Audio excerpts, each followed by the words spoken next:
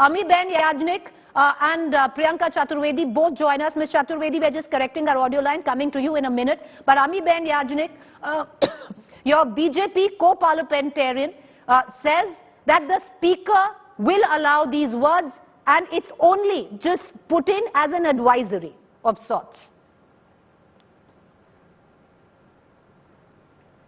I think that when a Suchi comes out and the Lok Sabha Honorable Speaker comes and says that, well, we are not banning these words, but this list is out and these words may not be used in the Parliament.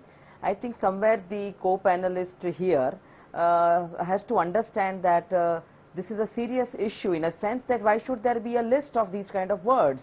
There is already a manner in which where parliamentarians have to speak and behave themselves in the Parliament, in the House. And every time there is some kind of a word like this that crops up and somebody takes an objection, the Honorable Speaker or the Honorable Chairman does object to it and the words are expunged. So it is very, very strange situation that such a list has come out, and I am really amazed that there is no committee that has been formed, there is no inputs that have been taken, that what kind of words should be in the list, what the list should comprise of, and which are these words. There are few words which already are incorporated in the titles of the act which are passed by the Parliament. So would we not speak that word when we talk about that particular law? So this is very strange, and the Constitution gives freedom of expression. If somebody uses unparliamentary language, immediately the chairperson or the Honorable Speaker stops that person and the record is made clear. But I am very, very surprised that such a list has come, especially when a session is going to proceed on Monday. So I know you want to come in. May I just go across to Shiv Sena Rajya Sabha MP Priyanka Chaturvedi, and I'll come right back to you. Ms. Chaturvedi, does the Shiv Sena take offense to only some of the words, or is it the entire list?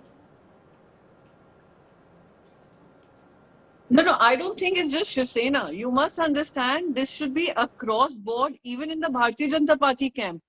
Because the words like hypocrisy, words like dictatorial, words like lies, corrupt, criminal, have all become unparliamentary overnight. And that is what is the ridiculousness of it, that we could perhaps laugh at it, cry at it, or perhaps ask questions as to where are we heading as a democracy. When the democracy tells us that if you have a strong government, you also need an opposition which holds them accountable. By taking away these words and concluding them as unparliamentary, what you're doing is you're also taking away the right of the opposition to be able to hold this government to account. You are saying, no, we are not banning them, but we'll expunge them. Parliamentary records will, perhaps next time if I say, perhaps the data is fudged, the question that will appear in my parliamentary record is, perhaps the data is dashed. Now, what is someone who's reading my parliamentary speech supposed to understand? What was the remark I made? So this is absolutely ridiculous. You're playing with history, you're playing with democracy, and you're actually wanting to have the opposition to speak words that you choose or you want to put in their mouth.